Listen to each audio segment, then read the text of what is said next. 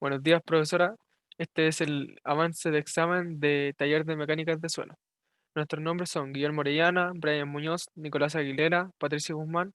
Estos son de la sección 006D y Franco Terraza de la sección 005D. Bueno, en, en la siguiente información que se leerá a continuación tenemos el paso a paso para el ensayo, el cual tiene cuatro métodos diferentes. Además de esto, integraremos cuáles son los materiales, equipos e instrumentos. Prosiguiendo con el tema, tenemos el procedimiento en donde se explica cada paso en este, en donde también tenemos una verificación desde la misma profesora, en el cual serían desde la presentación de los datos, incluyendo finalmente nuestros límites de Atterberg, que se dará una explicación de este estilo del ensayo. Um, Ahora con el siguiente lo dejo con mi compañero. La normativa utilizada para el ensayo del proctor modificado es la NSH 1534-2, 2008. Descripción del ensayo. Hay cuatro métodos diferentes, los cuales se diferencian en el tamaño del modelo y el tamaño del material, que pasa por los distintos tamices. En ese caso nos enfocamos en el método A, el cual necesita el molde de 4 pulgadas y de diámetro y material pesante del tamiz número 4. Los materiales, muestra seca del suelo, el aire que pasa por el tamiz de 3 cuartos y papel de forma de base del molde de agua. Equipo, molde cilíndrico, material de 6 pulgadas de diámetro y 4,59 pulgadas de altura. La extensión del molde de igual diámetro y de 2 pulgadas de altura. Base metálica con tornillos mariposas para fijar el molde.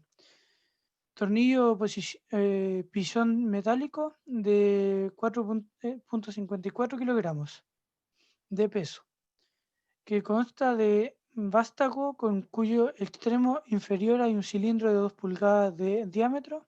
Los golpes se aplican dejando caer el martillo desde una altura de 18 pulgadas. Balanza con sensibilidad de 0,01 gramos. Balanza de capacidad de 30 kilogramos.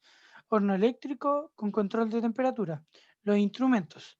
El tamiz número 4 de 3 cuartos en enrasador de acero, probeta graduada de 1000 milímetros, badilejo, plancha de mezclar, bandeja metálica para mezclar y recipientes metálicos donde guardar las muestras y la brocha. Procedimiento. En primer lugar, pasar el suelo por el tamiz 3 cuartos para obtener las muestras. Segundo paso, se pesa el molde. Tercer paso, el molde se lo coloca en su base, en la cual previamente se coloca un papel para así evitar que la muestra se adhiera a la base y de ese modo facilitar el desarrollo del ensayo. Y a su vez se coloca la extensión del molde y ambos se aseguran con los tornillos de tal manera que queden fijos.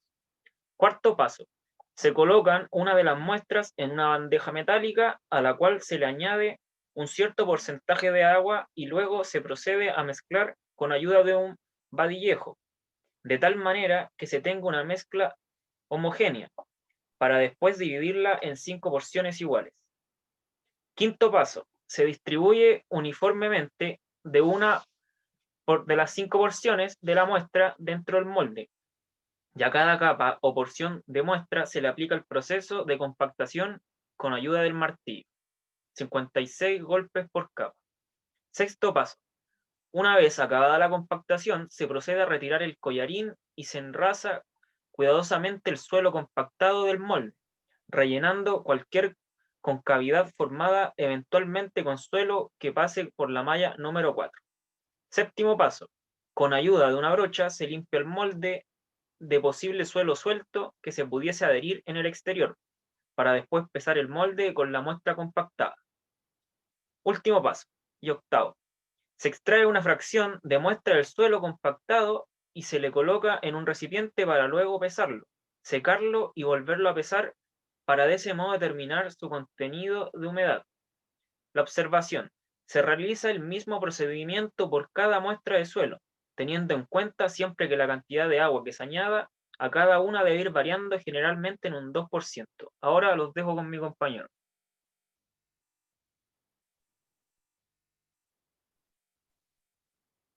Ya, para proseguir, daremos una presentación de datos. Estos son los datos proporcionados que la profesora nos dio. Además de esto, tendremos una presentación de cálculos, en donde tendremos un ensayo, el de ensayo 1, 2, 3 y 4. Aparte de eso, también incluiremos nuestro peso específico, el peso del suelo húmedo más molde, el peso del molde, el peso de la muestra de húmeda, volumen del molde, densidad de humedad y contenido de humedad. Prosiguiendo, también podemos apreciar que esto también fue entregado por nuestra profesora para poder mostrar tal caso, el peso del agua, el peso del suelo seco, la humedad y la densidad seca. Tenemos todos los puntos calculados, podemos graficar y así poder sacar la ecuación de la gráfica para poder calcular la humedad óptima de la densidad seca máxima. Además de esto, podremos presentar nuestros resultados. También interpretaremos los resultados y aparte incluiremos un gráfico en el cual podremos apreciar cómo la humedad óptima es de 7,52%. Con este porcentaje se obtuvo el máximo de la curva de compactación, debido a estas las condiciones óptimas que debe tener el terreno. Es decir, que un 7,52% de humedad para así lograr la densidad máxima. Además de esto, tenemos incluidos nuestros límites de Asterberg. Los límites de Asterberg tienen límites de plasticidad o límites de consistencia. Se utilizan para caracterizar el comportamiento de nuestros suelos finos. Además de esto, podemos entregar otra forma de obtener un límite líquido. Es empleando el penetrómetro de cono inglés, construido en acero inoxidable con una longitud de 35 milímetros. A continuación, dejaré a mi compañero Brian Muñoz. Bueno, para hacer la curva de compactación se construye una tabla para hacer los cálculos del límite líquido, en la cual la primera columna se nos muestra el número de golpes que se le va a dar, el número de tara, el peso del suelo húmedo en gramos, el peso del suelo seco en gramos, el peso del tara también en gramos, el peso de agua distribuido en gramos, el peso del suelo seco en gramos y la humedad del suelo en porcentajes. Los datos marcados en la tabla son todos los datos que fueron calculados para obtener el porcentaje de la humedad. Esto nos sirve para tener un antecedente de los cálculos para la curva de compactación. Las fórmulas utilizadas para cada cálculo son las que se muestran en el PPT. Entonces, como conclusión, para terminar nuestro encargo, tenemos como conclusión que esto nos servirá en un futuro, además de que tendremos mucho más aspectos de cómo realizarlo. Es decir, que de aquí a unos años más puede existir una nueva forma de hacerlo, ya que poco a poco vamos evolucionando en nuestros trabajos y no siempre trabajaremos de la misma manera en nuestras construcciones. Muchas gracias.